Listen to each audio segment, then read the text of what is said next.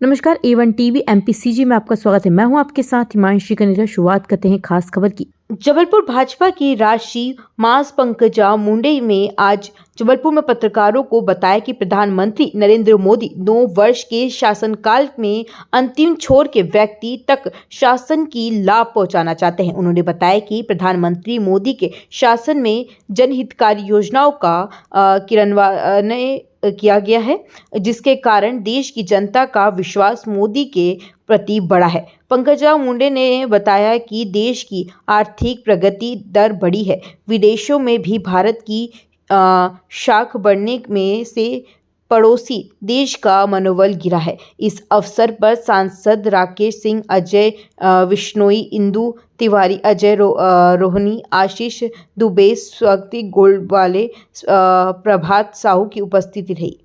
सचिन राव की रिपोर्ट। उसको हमारे राजनीति को मोदी जी ने देश के गरीबों के बारे में सोचने के लिए मजबूर किया है और हम सबको उस तरह कि दिल्ली से अगर 100 रुपया भेजा जाए तो सिर्फ 1 रुपया। इस पूरे साल में जब से ये चुनावी सरगर्मियां शुरू हुई हैं तब से हिंदू राष्ट्र की मांग लगातार हो रही है। कहीं धीरेन्द्र शास्त्री जी कहते हैं तो कई बार बीजेपी के नेता भी इस बात का समर्थन करते नजर आते हैं। आपका क्या मत है इसमें? मेरा इसमें कोई मत नहीं। कोई अगर कोई व्यक्त करता है कोई भावना तो उस हर भावना पर व्यक्त मत करना मुझे नहीं लगता जरूरी है।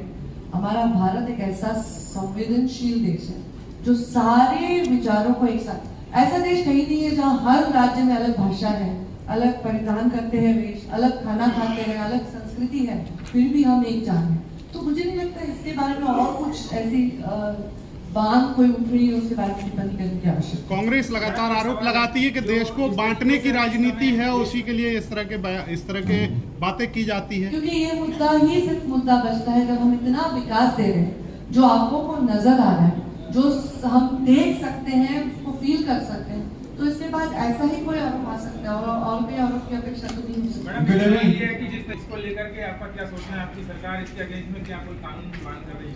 देखो, कानून तो होना ही चाहिए। सबसे पहले कानून होना चाहिए महिलाओं की सुरक्षा के बारे में, फिर वो कोई ऐसे अंतर्धर्मीय भी महिलाओं की सुरक्षा के बारे में होना चाहिए।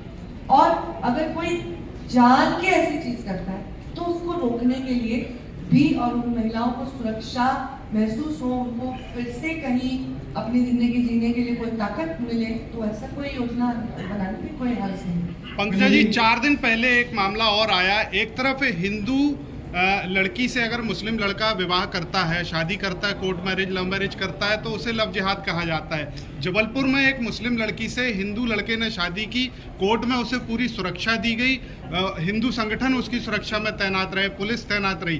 तो ये दोहरे मापदंड क्यों है कि अगर लड़की हिंदू है तो ये चीज गलत लगती है ना कहीं। ये ऐसा तो नहीं है कि सिर्फ प्यार है और वो प्यार कोई दीवार नहीं देखता है। तो अगर कोई 2 व्यक्ति सिर्फ प्यार के लिए एक साथ आ रहे हैं तो उसका सम्मान नहीं करना चाहिए, पर उसके पीछे कोई कटुता हो, कोई कारस्तानी हो तो उसको अलग तरीके से सोचना चाहिए। हो रही है उसमें सारे जो मंच पर विराजमान है तो शायद मुझसे बहुत सीनियर और अनुभव में भी मुझसे बहुत आगे है, पर पार्टी ने यह दायित्व दिया है और सबको पूरे देश में एक दायित्व है कि कुछ सभाओं और विधानसभाओं में जाकर संगठन को और सुदृढ़ करेंगे, जो भारतीय जनता पार्टी का आज तक की संस्कृति रही।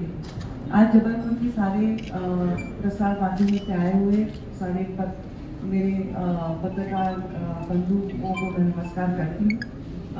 आज जो हम यहाँ ये जो बात आपसे कर रहे हैं ये कुछ अलग, सत्ता में रहने के बावजूद ताकतवर बनाने के लिए एक हमारा हमेशा एक योजना होती है और उसी योजना के तहत आज हम लोग आपके सामने हैं। हमारे प्रधानमंत्री नरेंद्र मोदी जी को प्रधानमंत्री बनने के 9 साल के बाद हमारे देश ने आज क्या पाया है, 9 साल के हमारे जो कार्यकाल है उसके सुझाव लोकल जिसे हम कहते हैं पीछे देखकर हम इसके बारे में सोच रहे हैं कि हमने जो वचन दिया था लोगों को पूरा किया है।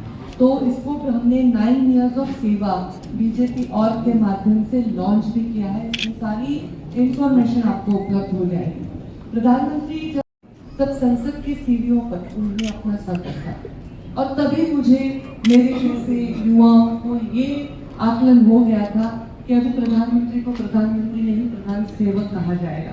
तभी हमको ये आकलन हो गया था कि राजपथ जैसे मार्ग का कर्तव्य पथ ऐसा नामकरण हो सकता है और रेस कोर्स रोड को लोक कल्याण मार्ग बताया जा सकता है। और हमारे इस भारत के ये जो आने वाले साल है उनको नवनिर्माण के वर्ष कहा जा सकता है, गरीब कल्याण के वर्ष कहा जा सकता है।